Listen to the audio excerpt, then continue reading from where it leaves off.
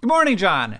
Remember back in 2011 when we launched two YouTube channels, SciShow and Crash Course, that are now way bigger than Vlogbrothers and both have over 1 billion views on their channels? I've been really glad that we did that for a long time, but what I didn't know is that those channels, and a bunch of other ones we do, like The Art Assignment and Healthcare Triage and SciShow Kids, would suddenly become more useful during a pandemic. Like, I didn't think that would happen because I didn't think there would be a pandemic. I've said this a lot, but the goal of those things isn't to replace the classroom. It's to help learners and teachers teach and learn, because you can't replace the classroom. But now, temporarily, we are being forced a little bit to kind of replace classrooms for a time. And a lot of that replacement is teaching over live video.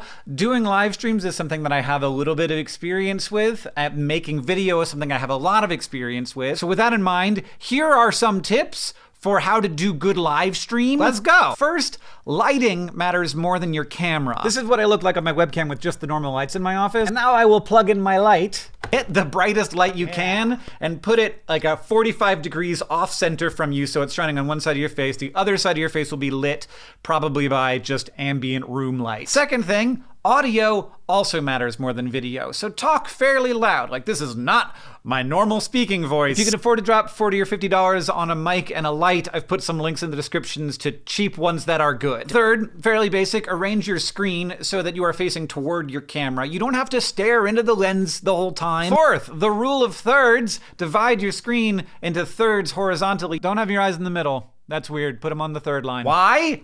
I don't know. Fifth, background does matter. This might be a little too busy, but don't have nothing. Number 6, all the best live streams have some kind of audience interaction. Even if you aren't interacting with every single person, if you are interacting with some people, it makes everyone feel like they are being interacted with. Especially if no one's ever sure which person is going to be the one who is going to be interacted. That keeps everybody present and feeling like they're in the same space together. Number 7, lag is a thing and it is unavoidable. If you say something and someone doesn't answer immediately, don't start talking, because chances are they will start talking to you shortly. Number 8, if you can, directly wire your computer via an actual cord to the internet. That will decrease the chances of something going wrong. Number 9, this is one to take with a grain of salt, but when I'm doing a live stream, I do not like to script, but I do like to outline. I like to know roughly what I'm going to say, but I don't want to know exactly what I'm going to say. You don't want that super pre-planned energy, but you also don't want that super chaotic, I'm not sure what I'm going to say next energy. Number 10,